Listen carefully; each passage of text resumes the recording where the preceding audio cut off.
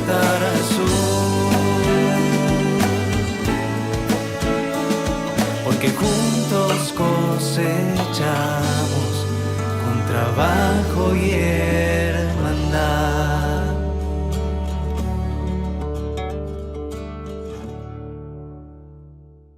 ¿Qué tal? Les saluda Julio Naranjo. Bienvenidos a Copetarazú Hoy, el programa donde siempre le traemos toda la información más relevante de nuestra cooperativa, tanto por Canal Altavisión como en nuestras redes sociales, donde usted también puede obtener información constante.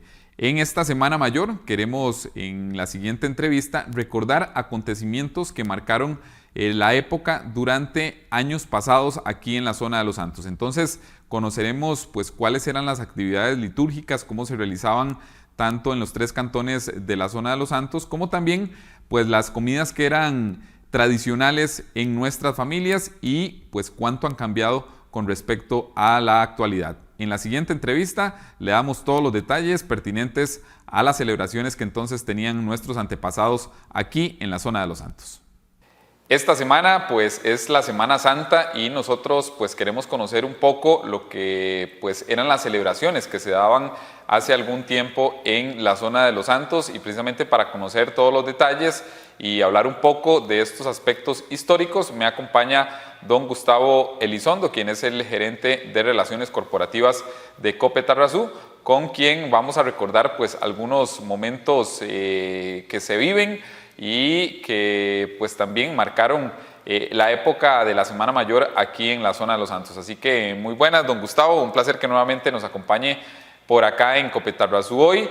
Tal vez si nos comenta, don Gustavo, pues cómo se celebraban las Semanas Santas antes de entrar en dos aspectos pues que son característicos, como lo son los actos litúrgicos y también las comidas. Pero ¿qué se recuerda de lo que es la celebración en general? Bueno, buenas tardes a los amigos y las amigas televidentes y que nos escuchan también a través de la emisora cultural. Sí, la Semana Santa se convertía en una actividad muy importante desde el punto de vista religioso, Julio. Bueno, todavía hay alguna gente que me comenta de Semana Santa para atrás de los años 60, los años 50, 40. Siempre hubo esa mística, respeto por lo que eran las celebraciones de Semana Santa. No había tanto tema con la parte de turismo, sino que los pueblos se concentraban en celebrar esos días que a nivel de iglesia eran los más importantes del año. Así es, de hecho, don Gustavo, eso es muy importante porque creo que la celebración como tal ha cambiado muchísimo. Y ahora pues más bien estos días se aprovechan para el descanso y también el disfrute de algunas vacaciones. Pero hablemos de lo que eran temas icónicos quizás de la época y lo que eran pues los actos litúrgicos. En ese caso se llevaban en las parroquias de aquí de la zona de Los Santos. Sí, todos los actos referentes a la Semana Mayor se celebraban con mucha formalidad y bajo estrictas medidas de precepto obligatorio. O sea, era obligatorio asistir a todos los actos, porque si no, habían a los sacerdotes, decían que estaban en pecado a la gente, y las señoras les reclamaban a los hijos, o sea, era algo que el precepto era completamente obligatorio, al igual que ahora se iniciaba la Cuaresma mediante la celebración del miércoles de ceniza, y durante esa época de Cuaresma, ahora se trata de hacer, pero no es tan obligatorio, el ayuno y la abstinencia durante todos los viernes previos a la Semana Santa. La semana como tal iniciaba igual que ahora con el Domingo de Ramos, un desfile de la imagen de Nazareno, mientras los fieles agitaban las palmas provenientes de Palmas Reales. Las Palmas Reales estaban especialmente en la zona sur del cantón de Dota.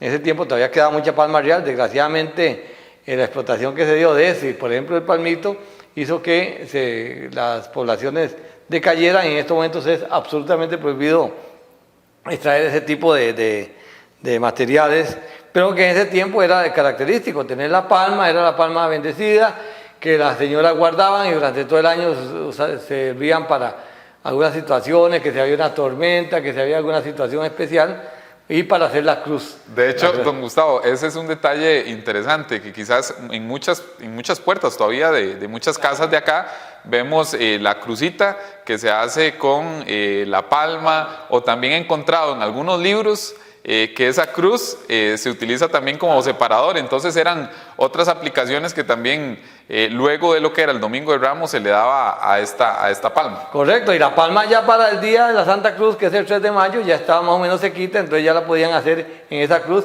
y se decía que si llegaba, que el día de la Santa Cruz el demonio salía a visitar casas, ¿verdad? Y que si llegaba a una casa y no estaba la cruz, inmediatamente pasaba adelante, ¿verdad? Entonces era una de las tradiciones que se tenía. Algo importante era que durante los demás días, bueno, como les decía, venían del sur, mucha gente de San Joaquín de Dota, entonces San Joaquín de Tarrazú ahora, venían con las palmas y tanto distribuían para la parroquia de Santa María como para la de San Marcos y para la de San Pablo. Y era esa tradición de las palmas ese Domingo de Ramos. Luego, durante los 3 días previos al jueves, el lunes, martes y miércoles, se hacían actos litúrgicos distintos, la gente estaba pendiente de la confesión, eran las filas grandes, la confesión era infaltable, nadie podía pasar sin confesarse, incluso eran momentos, yo recuerdo chiquillo, que eran fuertes, dependiendo de lo que usted llevara en el saco, el sacerdote hasta se enojaba y se molestaba y alzaba la voz.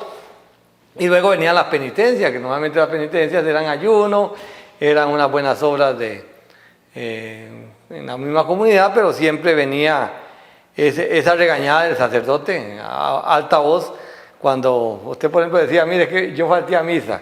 Eso era terrible decirlo, ¿verdad? Y ahora mucha gente que va a misa una vez al año, ¿verdad? Bueno, don Gustavo, ya hablábamos de lo que era el Domingo de Ramos y pues los primeros días de la Semana Santa, pero desde siempre, pues la tradición más fuerte, los actos más importantes se concentran el jueves, el viernes y sábado santo. Háblenos de qué pues actividades se realizaban, cómo se recuerdan ese tipo de actos.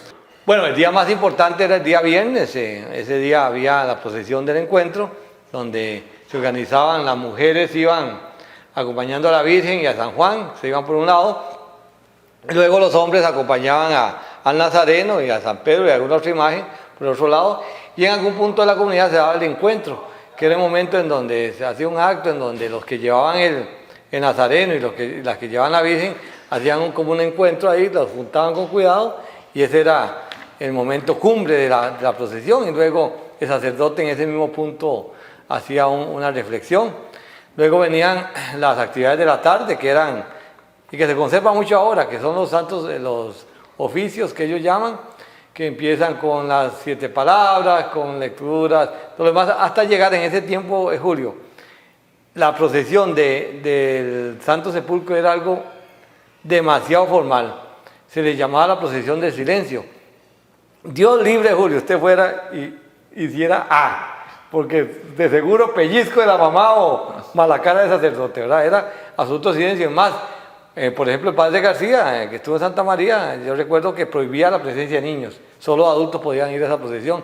Yo recuerdo que para mí fue un misterio siempre, hasta que un día mi abuela me llevó a una procesión de esas, pero era algo increíble, era un silencio absoluto, nada más se oía la música de la Filarmonía, que es un tema importante, el aporte que hacía las Filarmonías a cada uno de los actos, y entonces ahí usted oía, por ejemplo, la marcha fúnebre de Chopin, oía El Camino del Gólgota, que era una pieza muy reconocida, y por supuesto el Viernes Santo a las 3 de la tarde se tocaba El Duelo de la Patria, que es una pieza del maestro Rafael Chávez, costarricense, que es una pieza que ha dado la vuelta al mundo, y que solo se tocaba para ese día, en el resto del año esa pieza no se tocaba, y que lo increíble que no fue una pieza religiosa, esa pieza la hizo el Soto Chávez para cuando murió don Tomás Guardia. Él hizo esa pieza en honor a él y después lo tomó la iglesia y se convirtió en una pieza fúnebre de uso único para el momento en donde, según las Santas Escrituras, se da la muerte de Jesucristo a las 3 de la tarde de Viernes Santo.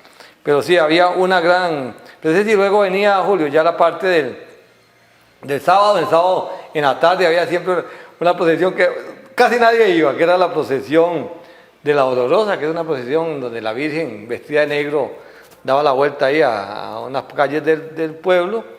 En la noche ya teníamos lo que tradicionalmente se ha conocido como la Pascua de Resurrección, era una misa bastante larga en donde se leen todas las lecturas desde el Antiguo Testamento hasta llegar al Nuevo Testamento. y hay un momento en donde se da la resurrección, y era muy curiosa la procesión, que se dio por mucho tiempo. Los sacerdotes permitían que los que llevaban el resucitado lo bailaran y lo movieran, y entonces al final la procesión se convertía en algo muy, muy gracioso para nosotros jovencillos. Ver el resucitado moverse para acá y para allá era algo muy, muy diferente a toda la formalidad que había tenido la semana, y con eso cerrábamos lo que era la parte litúrgica. Y ya, don Gustavo, siempre ha sido característico durante esta semana lo que es las actividades familiares, los almuerzos que por ahí en muchas familias pues siempre se realizan, siempre se agrupan y se unen como para hacer y conmemorar estos días. Entonces, Correcto. sobre lo que son las comidas y las actividades que se realizaban, ¿qué tan diferentes son a las de hoy en día? Sí, había una dicotomía en esto, Julio. Por un lado se hablaba del ayuno y todo lo demás, pero a la vez se daban las grandes comilonas, empezando por Jueves y Viernes Santo. Las familias se reunían. Era muy tradicional, porque, por ejemplo, el caso de la conserva de chiverre, la conserva de coco, las mismas, bueno, ahora lo llamamos encurtido, pero en ese tiempo la gente depositaba lo que eran los vegetales en vinagre, porque se suponía que todos los miembros de la familia, incluyendo las señoras, tenían que dedicarse a participar en los actos litúrgicos. Entonces se suponía que no había mucho tiempo para la cocina, entonces se hacían alimentos que fueran perecederos. Entonces por eso viene el tema de las comidas con base a las conservas.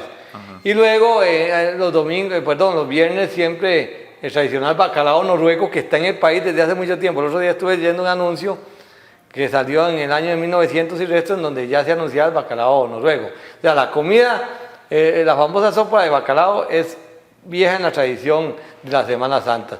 Y luego el resto de comidas, en donde, como le digo, eran tamañas comilonas que iban un poco en contradicción con el ayuno que se hacía, ¿verdad? Pero sí, siempre era tradicional esta parte de comida. Después se agregaron las sardinas, eso no fue siempre, pero como no se podía comer carne, entonces se comía la sardina, que ya empezaron. También es un producto que ya en 1940 me contaba mi papá que ya existían las sardinas. Era una sardina un poco diferente, pero ya son alimentos que acompañan la mesa de los costarricenses ya hace rato para la Semana Santa. Sí, don Gustavo, y supongo que entonces en estas dos actividades se centraba prácticamente los momentos de Semana Santa, era participar de las procesiones, de los actos litúrgicos, y también pues el momento de compartir en casa con las comilonas. Quiero hacer una mención especial para el caso de los Viernes Santos. Bueno, las procesiones en vivo se empezaron a dar en la zona en San Pablo. La familia Blanco, que siempre ha sido muy, muy creativa en eso, empezaron a hacer con otros jóvenes de San Pablo por ahí de los años 80, las procesiones en vivo del viernes. Después Santa María se incorporó un poco, menos San Marcos. San Marcos no ha sido tan tradicional las de Semana Santas en vivo. Y luego habían ciertas cosas, por ejemplo, los Viernes Santos, prohibido bañarse, ¿verdad? Era dado que se sabía que ese día, si alguien se bañaba, podía tener problemas. Decían que se podía convertir en monstruo, lo que sea, pero era prohibido bañarse, ¿verdad?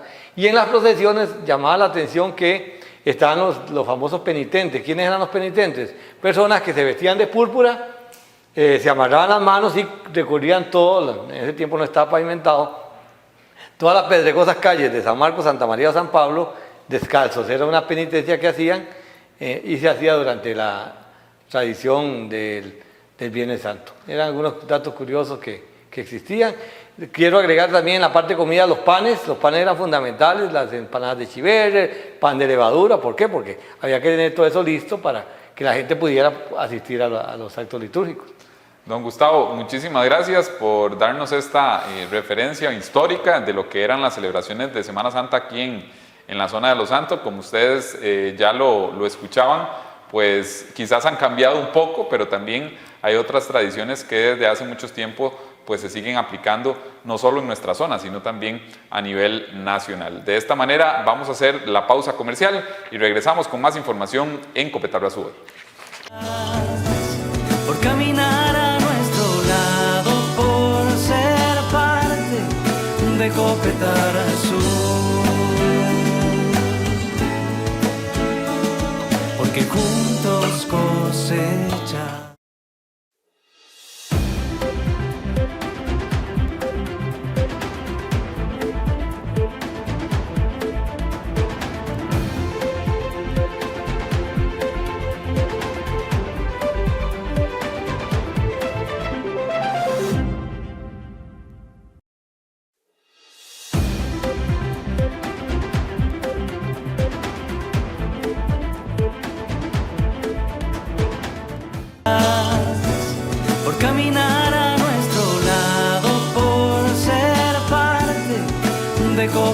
Petararazú.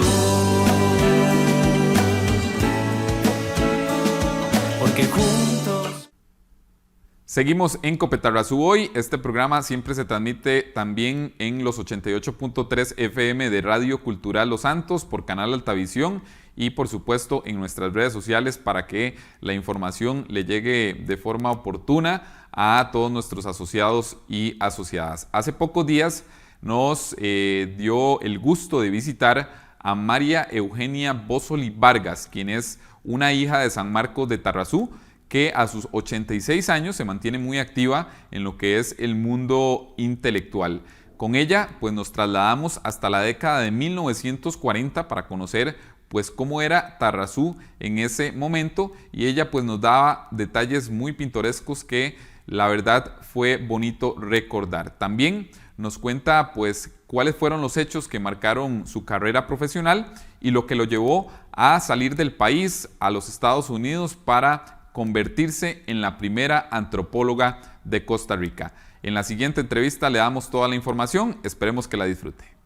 Continuamos en Copetarrazú hoy, gracias por la sintonía que nos brindan todas las semanas con toda la información de la cooperativa de caficultores más grande de Costa Rica. En el día de hoy nos encontramos precisamente en Zapote, en la ciudad capital, San José, donde hemos realizado una visita muy especial. Nos encontramos en la casa de doña María Eugenia Bossoli Vargas, quien pues es una reconocida académica que pues tuvo sus primeros años allá en la zona de Los Santos, y con ella pues vamos a conversar sobre lo que pues era la zona de Los Santos de los años 40. Para darles un poco de contexto de doña María Eugenia Bossoli Vargas, les comento que es hija distinguida de San Marcos de Tarrazú y que vio a la luz el 26 de mayo de 1935, hace ya más de 86 años, en el hogar de doña Benilda Vargas Blanco y don Fermín Bossoli Zúñiga. Es dueña de una prolífera actividad académica. Doña Eugenia compartió vida con otro investigador de reconocida carrera. Su nombre es Álvaro Huile, quien es entomólogo, naturista y conservacionista, quien nos dejó en el año del 2006.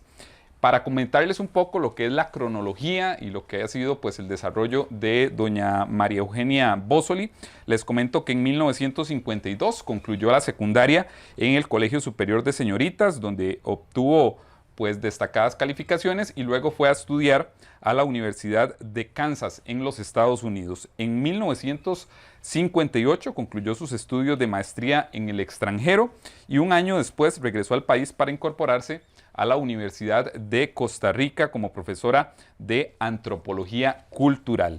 En 1962 inició su trabajo docente y de investigación. Estuvo a cargo de cursos de antropología general, también de sociología, y se desempeñó en diferentes cargos de la Universidad de Costa Rica. En 1992 fue nombrada profesora emérita de la Universidad de Costa Rica. En el año 2000 ganó el premio Bronislav Malinowski, quien es un destacado premio norteamericano. Más adelante podemos conocer un poco más sobre esto. Y el Museo de Culturas Indígenas de Puerto Viejo de Sarapiquí tiene su nombre. Además, es miembro del Consejo Editorial de la Universidad Estatal a Distancia y es su actual presidenta. En el año de 2017, el gobierno de Costa Rica también le otorgó la medalla al mérito en la paz y la democracia. Así que, pues con todo este bagaje y con todo este pues montón de títulos personales y profesionales, queremos darle pues la bienvenida a doña María Eugenia Bossoli Vargas para que nos hable un poco de lo que ha sido su destacada carrera como persona, como profesional. Y doña Eugenia, pues es un placer que nos acompañe en este programa de Copetarrazú, una empresa que usted pues conoce muy bien. Bueno, bienvenidos ustedes y bueno, les agradezco su interés en querer entrevistarme y ojalá pues sea algo de interés también para la gente de San Marcos, un poquito, tal vez les pueda recordar algo de su historia un poquito, ¿verdad? No me cabe la menor duda, sí, doña María Eugenia, porque pues sobre esas experiencias y sobre esas imágenes, esa memoria, quizás pues pocos conocemos y hoy pues queremos aprovechar en esta conversación para que usted pues nos comente un poco. Doña María Eugenia, tal vez, ¿cómo puede describir su vida en San Marcos de Tarrazú? Bueno, yo obviamente que lo que recuerdo es de mi niñez y claro, hace unos años todavía lo tenía bien claro, años de muy pequeñita y tenía como todos los detalles de esa vida ahí estaban en mi memoria. Yo misma me sorprendía de las cosas que recordaba acerca de San Marcos. Bueno, ahí supongo yo que del 40 en adelante, que ya tenía los 5 años y 6 ahí que cumplí, y 7 y 8 que es cuando ya pues vinimos a vivir un rato en San José y después allá en Pérez Celedón, pero yo llegué ahí hasta el segundo o tercer grado. Tercer grado creo que lo estaba empezando cuando nos vinimos para San José. ¿Qué recuerda de ese San Marcos, doña Eugenia? No, es que yo recuerdo que durante mi vida siempre me acordaba del centro, de la plaza, de la escuela León Cortés, de la iglesia. Mi mamá nos decía que las campanas que oíamos las había traído de España no sé, ahorita creo que es su tatarabuelo. Miguel Cascante, era el tatarabuelo de mi mamá. Y yo creo que la iglesia de San Marcos todavía tiene esas campanas ahí. Y me acordaba de la gente que vivía en los alrededores, en esas cuadras, ahí alrededor de la iglesia, y las familias, porque no sé, pareciera que uno chiquillo como que anda en todo lado, ¿verdad? Y como era pequeñito y no ve mucha gente y todo el mundo se ve en la iglesia y en las fiestas ahí en el centro, me acuerdo de la Filarmonía los domingos, el equipo de fútbol. Y me acuerdo que por lo menos el equipo de San Marcos tenía, creo que un uniforme con rayas verticales, franjas verticales rojas y blancas. Y yo pensaba, cuando después, más adelante, vi equipos con otros uniformes, yo pensé, pero ¿por qué no tienen las rayas rojas las franjas rojas y blancas? Yo pensé que todos los futbolistas tenían que tener el mismo uniforme. Así que me acuerdo de esos conciertos ahí era una plaza, ¿verdad? Ahí frente a la iglesia, el kiosco, y unos hermanos de mi mamá tocaban ahí en la Filarmonía. Y de mi tía María, que nosotros vivíamos como a 100 metros de la iglesia. En la pura esquina, viniendo hacia la calle que va hacia San Pablo. Pero en esa misma cuadra, que ahí vivía también una tía mía, hermana de mi papá, porque cuando mi papá se fue para San Marcos, despuesito, ellos vivían acá, eran de San José, pero cuando se fueron, pues despuesito que se fue mi papá, se fue también mi tía con su esposo y sus hijos mayores que habían nacido aquí en San José. Doña Eugenia, ya que comenta el detalle de su papá, ¿recuerda usted el motivo por el que llegaron a la zona de Los Santos, específicamente a Tarrazú? Yo, pensando en el asunto, ya, mi papá siempre dijo que era que le convenía más trabajar allá con su propio taller. En San José, pues él era empleado, por cierto, de un taller de unos ingleses que estaba por el Teatro Nacional, que fue donde aprendió mecánica con esos ingleses, que también le enseñaron a jugar béisbol, recuerdo. Pero pensándolo bien, es que él se tiene que haber ido como en 1931, 32, que había un problema con cómo es la caída del mercado, la depresión que hubo económica, ¿verdad? Porque que es en el 29 que viene ese problema, 1929, y aquí se sintió mucho. Yo sé que la gente que era empleada ni le pagaban con dinero, le pagaban con vales. Y yo creo que eso hizo que papá buscara otros horizontes. El otro asunto es que él quedó viudo y ya él se había casado aquí en San José y tenía un hijo, pero ya era viudo y posiblemente sintiéndose ahí como más solo, buscó otro modo de vida, la independencia, sí. Doña María Eugenia, ¿cómo era la vida en Tarrazú en los años de 1940? Bueno, es que sí era sencilla, ¿verdad? Es que en los pueblos así pequeños y además en aquel tiempo toda la gente se conoce, como le digo, y yo recuerdo eso, me llamaba la atención aún muy entrada en mi edad, más de 50, 60 años tenía, y yo sentía que yo podía nombrar quién vivía en cada casa que había ahí en el centro de San Marcos, quién era la familia. Así que tal vez eso es el recuerdo más grande es de eso, de saber quién era quién ahí. ¿Cuántas personas, doña Eugenia? ¿Cuántas casas puede usted tal vez recordar? No, es que eran las que estaban, había tal vez 2 o 3 casas por cuadra, lo más, digamos por una calle, porque cada quien tenía lo que se llamaba el cerco, o sea, las propiedades eran grandes. Tal vez alrededor de una cuadra había que, no sé, es que las familias tendían a estar más cerca de la calle principal, y tal vez una cuadra tenía 4 o 5 familias a lo más, porque el centro de la cuadra era siempre un cafetal. Y uno iba a jugar ahí. Yo me acuerdo sí de la primera caída que me di a los 100 metros, ya frente a la iglesia, vivía la tía de mi mamá, y ahí pasábamos jugando. Pues yo tenía una primilla ahí como de mi edad, y me subí a un palo y me caí. Y con el susto de decirle a mis papás que me había caído de un palo de naranja ahí. Pero esa era como la vida que uno llevaba de jugar ahí. La escuela, pues también recuerdo bien la maestra, dónde vivía la maestra, y cuál era su familia.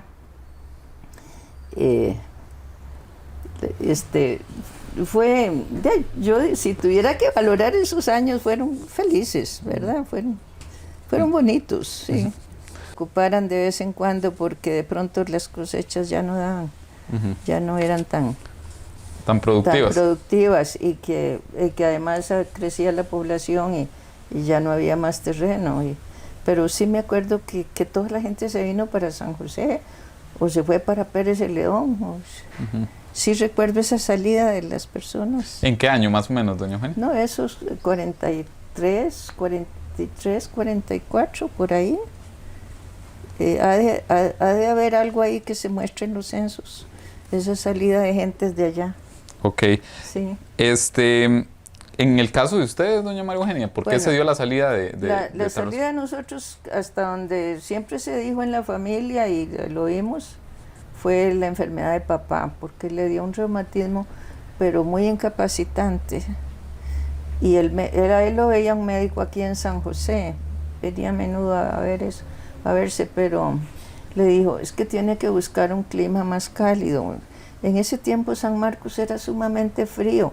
Yo me acuerdo que una podía abrir un tubo a veces y era pura escarcha el agua, así que costaba que saliera. Y en los ríos que había cerca, donde uno iba ahí en potrero y quería jugar y meterse al agua en las quebraditas, el agua estaba congelada en las mañanas. Era muy frío y a papá le hacía mucho daño, y entonces el médico aquí, un famoso doctor Naranjo, creo que era apellido Naranjo, le aconsejó que se viniera acá otra vez para San José, pero papá sí se vino y nos vinimos, ¿verdad? Pero seguía mal y de ahí que el doctor le vuelve a aconsejar no, porque San José también en ese tiempo era más frío que ahora. Y resulta que fue a buscar papá algún lugar donde pudiera montar otra vez un taller mecánico, fue a Turrialba, fue a Río Segundo, fue a lugares así más calientitos que San José, pero también él se fue con mi mamá a Pérez Celedón. En ese tiempo tenían que ir en avión, todavía no se trabajaba en la carretera, pero no se había abierto al público. Y apenas se bajaron del avión, encontraron tanta gente conocida de la que había emigrado de San Marcos a Pérez Celedón, que ya decidieron que ese era su lugar para emigrar también. Se sintieron como en casa, supongo. Sí. Doña Eugenia, pues parte destacada, digamos, de lo que ha sido su carrera, pues es también su vida profesional. Y pues quisiéramos preguntarle cómo o por qué eligió la carrera de antropología. Supongo que en ese momento pues se conocía muy poco y pues fue una mujer que rompió paradigmas en esta carrera. Entonces, pues háblenos por qué eligió antropología. Bueno, yo no me fui a Estados Unidos a estudiar antropología.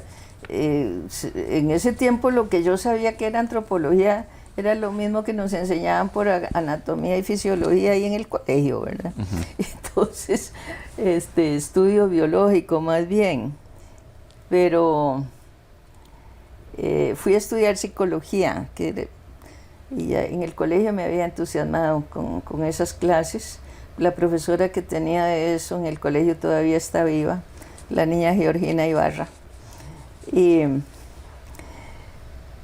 Y otras profesoras me apoyaron con la beca ahí para que solicité en el Centro Cultural Costarricense Norteamericano.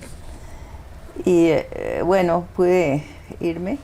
Y sí, en Kansas, como yo iba a empezar la universidad desde el mero principio, desde el primer año, sí había hecho un semestre aquí en la Universidad de Costa Rica, pero en ese tiempo los cursos eran anuales en la universidad. Entonces sí me llevé ahí las notas del semestre, me lo reconocieron como un semestre, pero yo tuve que empezar el bachillerato universitario allá. Y me matriculé como los bachilleratos, que son de muchas materias. Y una de ellas, la persona que luego fue mi esposo, Álvaro Wille, había llegado allá más antes. Y me dijo que me matriculara en antropología. Y me decía, es que psicología no es ciencia, me dice. Antropología sí es ciencia. Pero él había trabajado mucho ahí en el Museo de Historia Natural de la universidad y ahí sabía de los antropólogos.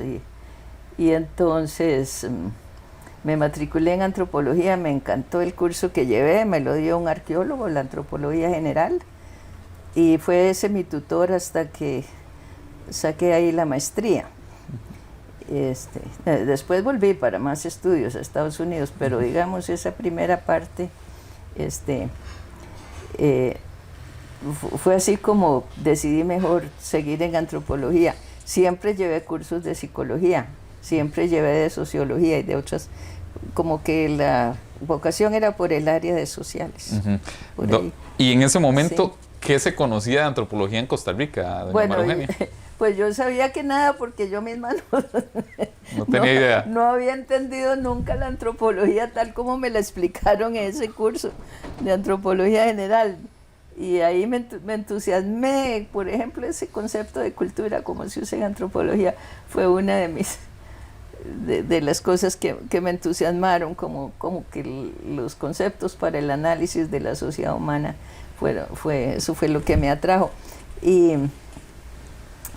yo yo no sabía qué venía a hacer en Costa Rica con eso, y mis papás menos me escribían ¿y en qué va a trabajar cuando venga? Y entonces yo lo que hice fue llevar como cursos de secretariado también, Por cualquier Para cosa. cuando yo volviera, aquí nadie sabía que era antropología y yo no pensaba que iba a trabajar como antropóloga aquí. ¿Qué sintió doña María Eugenia a la hora de graduarse de una carrera nueva, de algo que pues en Costa Rica no había mucho conocimiento y de convertirse en la primera antropóloga de Costa Rica? No, pues yo supongo que ahí es la satisfacción que siente cualquier persona que al fin concreta su graduación, es un alivio, ¿verdad? Yo me había casado cuando terminé aún el bachillerato, ya mi esposo y yo, mi esposo que estudiaba ya nos conocimos y nos casamos. Y cuando hice el bachillerato y cuando hice la maestría, pues estuve contenta de que ya había concretado eso. Yo no podía seguir allá en el doctorado porque mi esposo se iba a graduar un año de doctor, un año después que yo terminé la maestría. Entonces lo que hice un año predoctoral porque tenía que ser estudiante. Pero sí quería venir a trabajar, eso sí. Pero no necesariamente pensaba que tuviera que ser en la carrera que había estudiado.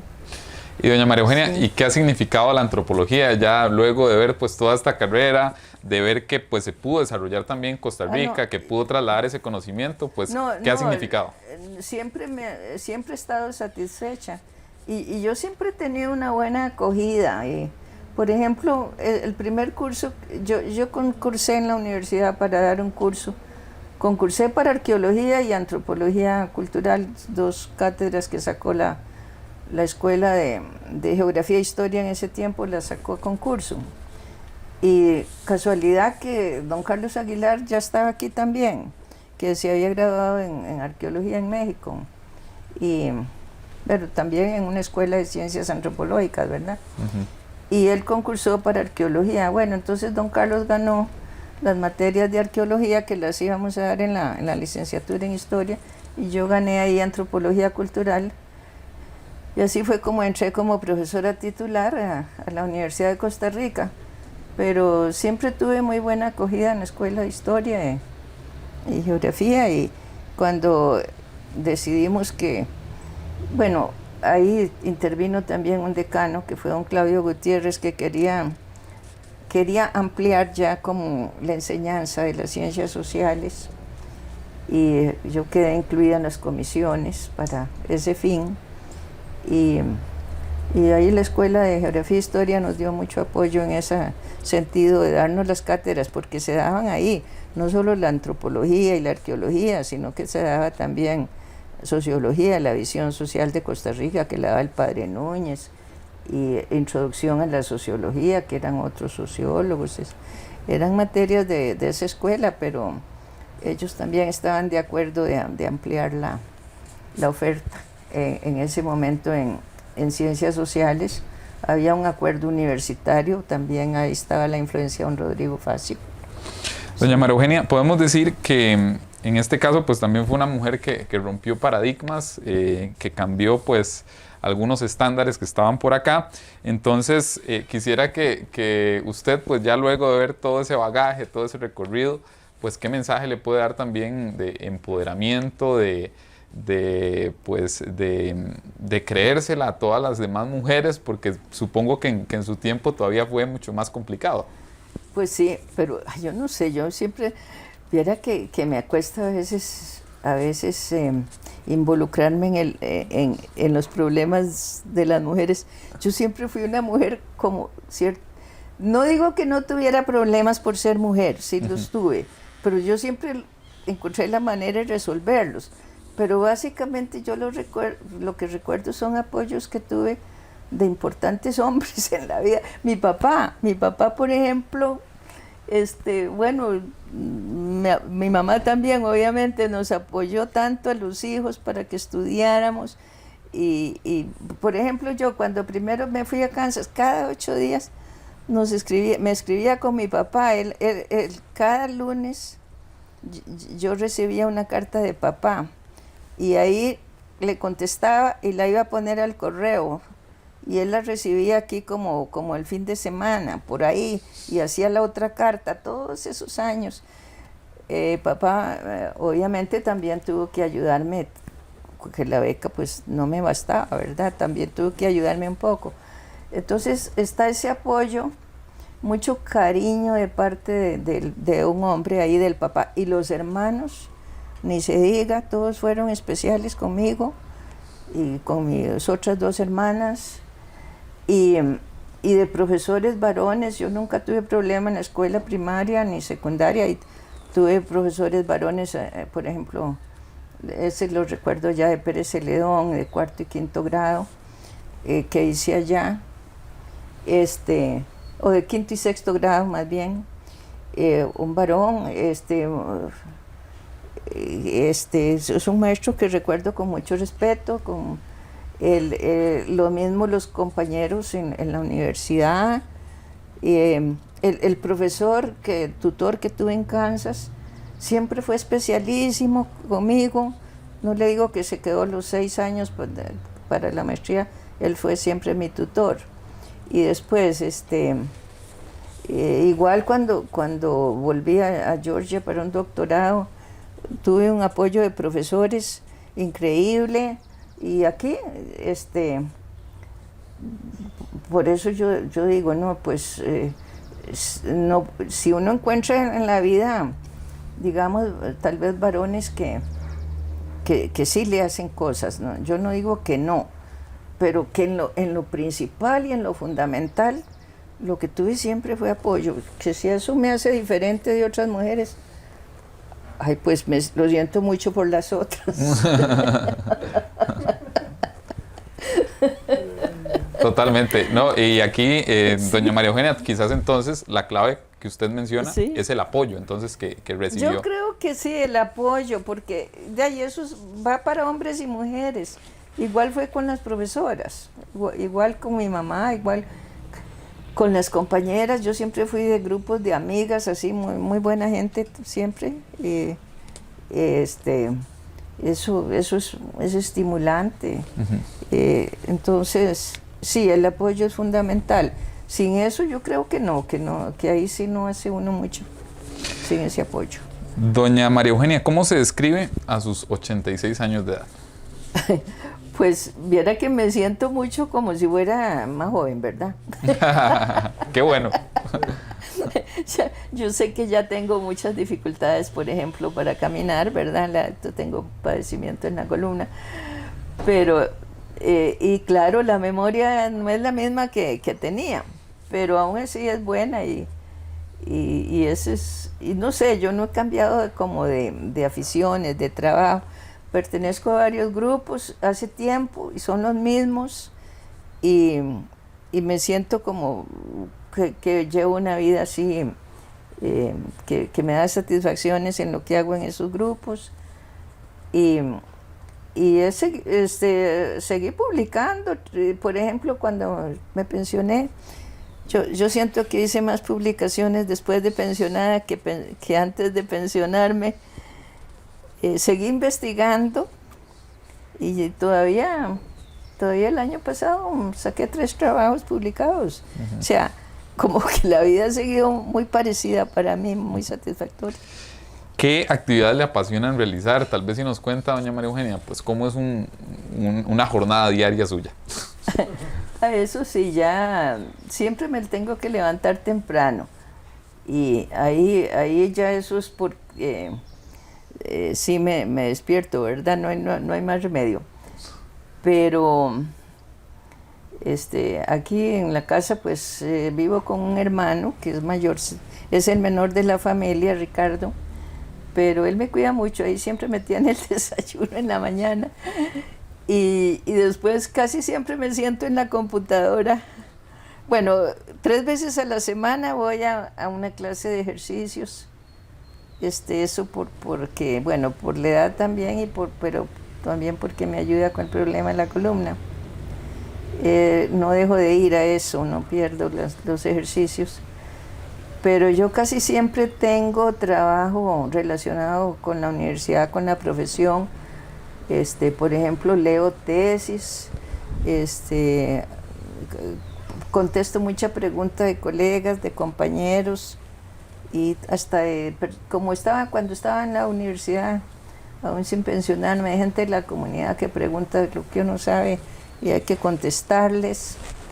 Así que sí, yo no sé qué haría sin una computadora. Ahí sí que no sé qué haría. Es parte de su vida la computadora. Esa es parte de mi y doña vida. Eugenia, Me da terror cuando a veces hay que llamar a un técnico porque algo no sé manejar o no se descompuso algo. Y qué interesante que menciona eso, doña Eugenia, porque la dependencia de la computación podemos ligarlo mucho a las nuevas generaciones. Sí. Pero en el caso suyo, pues prácticamente podemos decir que está a la vanguardia de la tecnología. Bueno, yo sé que, por ejemplo, cuando recién pensionada y algunos profesores decían, ay, que doña María Eugenia, ¿viste cómo se las arregla con la computadora? Pero yo hago lo mínimo. Yo sé que hay gente que sabe más y qué raro, no me preocupa tanto la tecnología. Por ejemplo, el celular solo he aprendido apenas lo básico para... más adquirí uno pensando que si andaba sola en la calle y necesitaba un taxi, era para llamar el taxi o para avisar que algo me pasaba, pero no quería como darle otros usos al celular. Esta es la hora que no se los doy tanto como veo la gente joven que lo hace, que están todo el tiempo con ese instrumento ahí en la mano. Yo no, pero trato con la tecnología de conseguir como lo mínimo que necesito, pero no quiero aprender más allá de eso, solo lo que yo necesito. Comentábamos que no tenía redes sociales, por ejemplo, no tenía Facebook. No, Facebook no tengo, pero tengo WhatsApp ahí, tengo varios grupos. Donde se mantiene en comunicación. Pero solo eso, el WhatsApp. No tengo Facebook, ni Instagram, ni nada. Sé que existen, pero no me manejo con eso. Uh-huh. Doña Eugenia, ¿cuándo fue la última vez que visitó la zona de Los Santos? No, tal vez hace unos 5 años. No tengo la fecha exacta, pero sí visité la cooperativa. Como le decía hace un rato que conversábamos, para mí el llamado Bajo del Río tiene muchos recuerdos desde la niñez, porque ahí vivían los Barbosa. Entonces, y ese lugar donde está la cooperativa ahí era de fincas de café de ellos, que yo me recuerde. La doña tía Lela, le decíamos, la esposa de don Gregorio Barbosa, don Goyo Barbosa.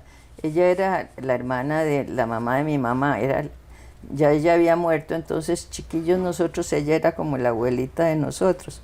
Ahí íbamos todos los domingos a almorzar con ellos, pequeñitos. Entonces, siempre cuando voy a San Marcos visito el Bajo del Río.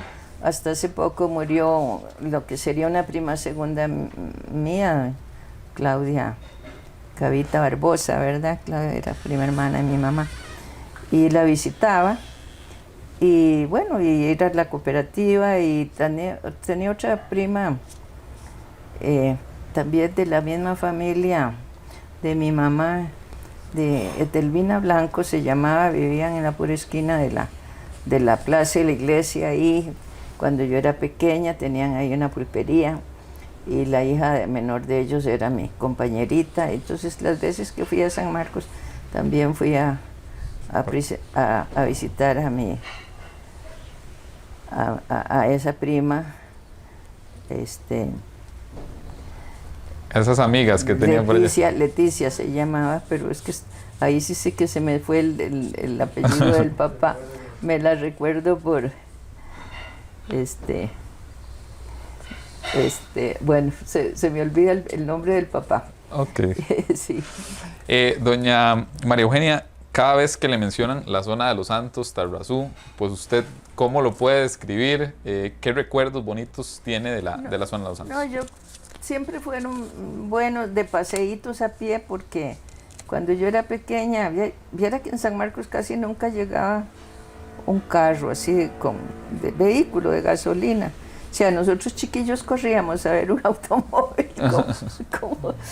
Yo me acuerdo una vez una dueña de un automóvil que estaba parqueado ahí nos dio una regañada. Dice, ¿acaso que esto es un animal? Dice, ¿acaso que...? Y claro que nosotros sabíamos que no era un animal, pero era la novedad del automóvil que llegaba, porque lo que había más era como camiones de carga que jalaban el café. Y entonces los paseos de uno ahí era a pie a San Marcos, a San Pablo, a Santa María de Jota, y mi mamá tenía parientes por todos esos lados, o por arriba, hacia el cerro arriba, ¿verdad?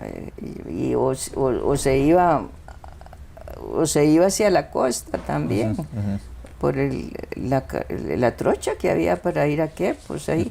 Entonces, eso son los paseos así como a pie los domingos, íbamos con papá, a menudo mamá, y generalmente uno visitaba gente amiga o gente pariente. Ahí en realidad siempre alguien estaba emparentado con alguien que era pariente de uno, ¿verdad? Así como que todo el pueblo está emparentado. Y cada vez que le dicen, doña Eugenia, la zona de los Santos, ¿usted cómo la describe ahorita, en la actualidad? Yo le doy seguimiento. Claro, se ha urbanizado muchísimo. Digamos, las últimas veces que fui a San Marcos me sorprendí que ya no era ningún pueblito, ¿verdad? Es una ciudad. Y el nivel de urbanización es alto. Pero yo siempre recuerdo los cafetales y me alegra que el café, yo sí tengo que hacer un regalito, compro café de Dota o café de Tarrazú. O sea, me alegra mucho que tengan ese éxito económico por el lado de esa cosecha y otras que se producen allá. Sí le doy. Siempre me llama la atención, cualquier noticia o librito que salga acerca de San Marcos, pues lo leo, ¿verdad? Sí. Bueno, doña Eugenia, muchísimas gracias por esta amplia entrevista, por darnos pues todos esos detalles, por conocer un poco más de la historia, de lo que son nuestras raíces también en la zona de los Santos. Hoy conversamos con doña María Eugenia Bósoli Vargas, quien pues también en los años de 1930 finales y 1940 pues estuvo viviendo por allá y nos comentaba un poco de detalles de cómo era la vida, de específicamente el Bajo San Juan, donde se encuentra la cooperativa. Pues ya ustedes conocían un poco más de los recuerdos, de las memorias que pues fortalecieron o forjaron a la cooperativa también.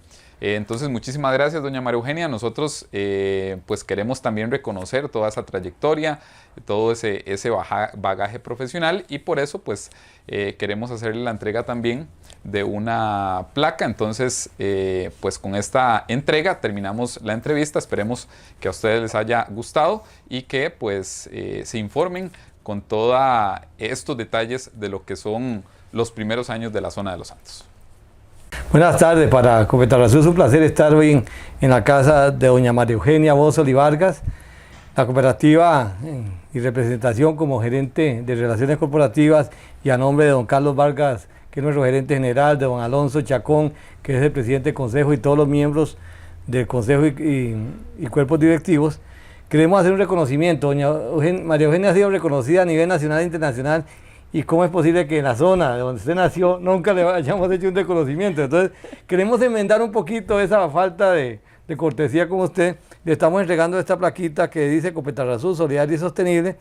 Reconoce a la distinguida académica, hija de Tarrazú, María Eugenia Bósoli Vargas, por su aporte como antropóloga, socióloga y activista de los derechos humanos en Costa Rica. Nuestro más sincero agradecimiento por su esfuerzo y dedicación. San Marcos de Tarrazú, marzo 2022. Entonces le entrego esta plaquita, bueno, para que usted la tenga como una muestra de nuestro cariño, y sabe que la casa de Copetarrazú es su casa, ¿verdad? Bueno, muchas gracias. Sí. Bueno, realmente son muy amables, sí. Otorgarme esta plaquita, la voy a apreciar muchísimo. Y va en nombre no solo de Copetarrazú, sino de todos los habitantes de la zona de los Santos, que reconocen todo su trabajo y todo. Y que los santos nos protejan a todos. Exactamente, que los santos nos protejan. Es para mí realmente un agrado referirme a mi amiga, colega, profesora, María Eugenia Bossoli Vargas. Realmente a mí me une con Maru una relación de muchísimos años. Cuando la familia de doña María Eugenia Bossoli llegó a vivir a San Isidro el General, yo también vivía allá, era una niña, y María Eugenia tenía una hermana que fue compañera mía de escuela. Ella fue Claudia Bossoli, y recuerdo como si fuera hoy, estábamos las dos en la huerta de la escuela, cuando Claudia me dijo, fíjate que mi hermana va a estudiar en Estados Unidos antropología. Y yo le dije, ¿y qué es eso? Bueno, recibí de Claudia una primera explicación, que era la explicación de una niña. Si ni los adultos ni profesionales aquí sabían bien definir qué era la antropología, ¿qué se podía esperar de una niña de escuela? Y iba frecuentemente a la casa de doña María Eugenia, porque el papá de doña Maru era mecánico de precisión y mi papá tenía maquinaria, tractores, y hacía como una pequeña empresa que tenía caminos y carreteras en la zona. Y entonces cuando alguna pieza le fallaba y no la conseguía, me decía, acompáñeme donde Fermín Bossoli. Y para mí era fiesta ir a la casa de doña Maru. A ella no la conocía en esa época, porque ella era como la mayor o de las mayores de la familia, y ya estaba estudiando la secundaria en San José. Después se fue a los Estados Unidos, como ella bien explicó, pero la vida da demasiadas vueltas. Y después llegué a la Universidad de Costa Rica a estudiar historia, y Maru venía llegando de Estados Unidos. Como ella dijo, le ofrecieron y ella ganó la cátedra de Antropología Cultural. Ella no les ha mencionado eso, pero yo sí lo recuerdo muy bien, porque ella trajo unos niveles de exigencia que tal vez en la UCR no existían en ese momento. Y hubo como una protesta de estudiantes de historia, porque tenían que llevar el curso de Antropología General, de Antropología Cultural. Y entonces un colega, Orlando Salazar, y yo, que estábamos en ese grupo, y que estábamos felices con las clases de Maru, hicimos una carta que no sé si Maru conserva o no sé, donde decíamos que estábamos muy felices con el curso que estábamos recibiendo, y que quienes estaban hablando mal de ese curso eran estudiantes que no lo estaban llevando en ese momento. Vea que yo, el primer examen, saqué una nota baja, y después me dije, no, me tengo que sacar puro 10, de 90 para arriba en los exámenes siguientes. Y efectivamente así fue, pero es que no estábamos acostumbrados a aquel nivel de estudio que había que tener para salir bien en el curso de Maru. Bueno, ¿qué les digo? Después hemos sido colegas de muchísimas cosas.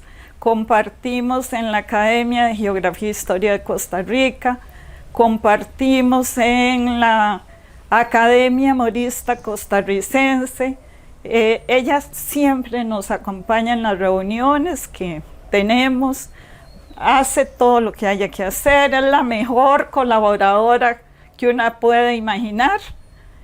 Y además de eso, además de lo académico y de todo lo que compartimos, a nivel personal, ella es siempre para mí un ejemplo.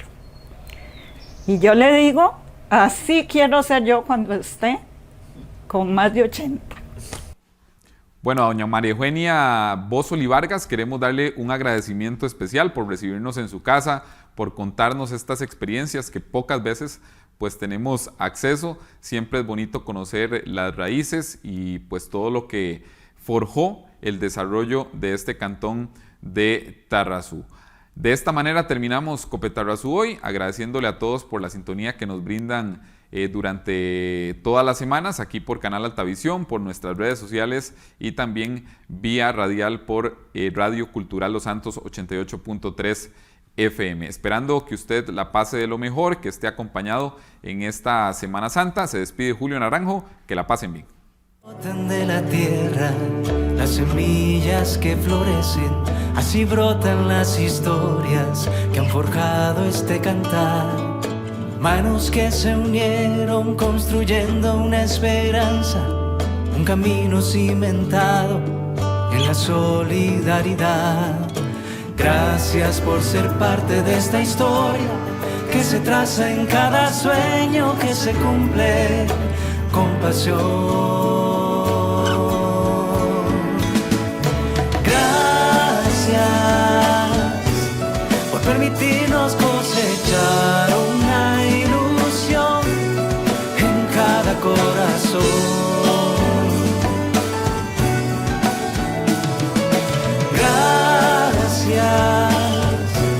Por caminar a nuestro lado, por ser parte de Copetarrazú.